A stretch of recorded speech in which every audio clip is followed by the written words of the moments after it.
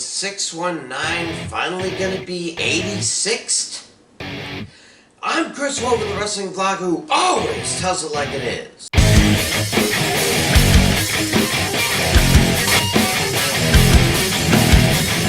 No sooner do I post a video about families breaking up than the Usos get back together. Is the WWE actually watching this vlog and working against me? Or am I psychic? Anyway, another family I spoke of last time was the Mysterios, who had their share of ups and downs over the nearly 2 decades since Rey Mysterio came to the WWE. And Dominic, of course, was in the middle of a fair amount of it. I said last time that they really should have Rey versus Dominic, perhaps in a hair versus mask match, and have Rey finally ride off into the sunset of his life.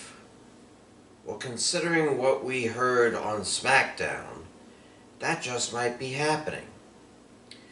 See, it's 3 weeks until WrestleMania, and it's high time they started naming inductees into the WWE Hall of Fame class of 2023. They're probably going to cram more in quickly over the next few weeks, but the headliner, the one which will be the biggest name on the year's list, was announced on SmackDown. And it's none other than Rey Mysterio. And by Dios, he deserves it. He has accomplished so much since arriving not too soon after the first brand split in 2002. His time in WCW alone would make him very worthy, but once in the WWE, he had many highlights. He holds the longest stay in a Rumble match for the victor. Gunther beat the time 2 months ago, but he didn't win. He then parlayed that into a World Heavyweight Championship win, the lightest superstar to ever hold that heavyweight title. He has since won several other titles, including the first run of the WWE Cruiserweight title when it replaced the light heavyweight title. And as stated, he and Dominic are the first father-son team to win tag team titles in the WWE. That's not to mention the number of other wrestlers he's inspired over these 2 decades. Who knows if Kalisto would have become United States champion or Sin Cara would have made any impact in the WWE if not for Rey showing that luchadores were not a dying breed in American sports entertainment. Hell, even Santos Escobar, who came into NXT as a masked luchador, respects Rey.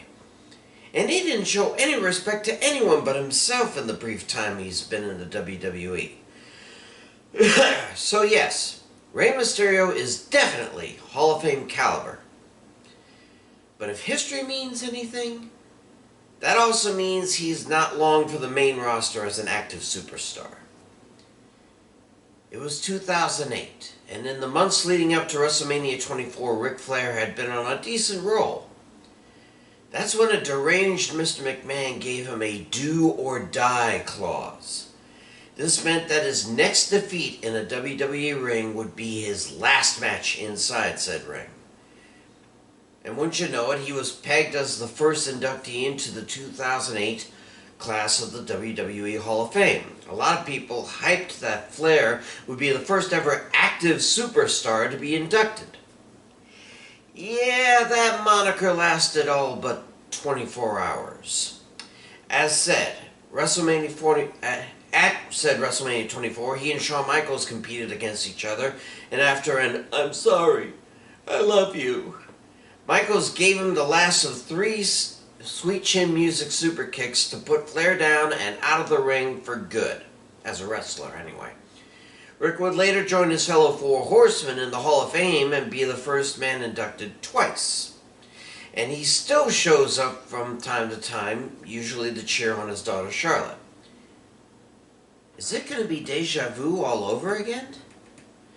With Rey Mysterio being inducted this year, the day before night 1 of WrestleMania, and with signs pointing to Rey finally trying to shut his brat of a son up in the ring at the Showcase of the Immortals, will this be Rey's last match in the WWE? One could hope so, I guess. I've been advocating for his retirement for years now. He's pushing 50 now, and Despite how good he still looks at, all that high-flying action has got to be wearing him down. He's been in the business since the age of 14, and over 3.5 decades of in-ring action must be taking its toll on the little guy. Just as the 35 years wore Ric Flair down that he couldn't keep up with the youngins in the ring. Rey Mysterio has done so much for sports entertainment in AAA, that's Mexico's National Wrestling Alliance, ECW, WCW, Lucha Underground, NJPW, and of course the WWE. There's literally nothing left for him to prove. He's like Rocky Balboa in the 6th film with the same name.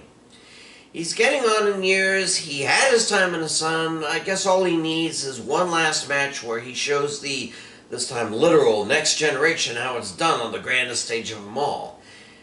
And then maybe take a Legends contract, make the occasional appearance, or show up in a Rumble or two, but for the most part, just kick back with Angie and watch those from the younger side of the tracks take over.